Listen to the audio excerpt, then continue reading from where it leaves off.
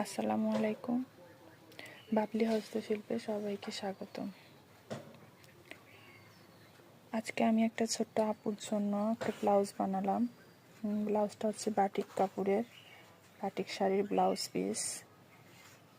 সেটাতে 1 গজ কাপড় ছিল। 1 গজ কাপড় দিয়ে আসলে ব্রা কাটিং ব্লাউজ হয় না, 4 গিরা কাপড় লাগে। তো আপুটা হয়ে গেল, মাশাআল্লাহ অনেক সুন্দর হয়েছে। আপুটা হাতের কাজ চেয়েছিল গলায়, আমি হাতের কাজ করে দিয়েছি। এটা ফিউজিং দিয়ে করেছি গলাটা।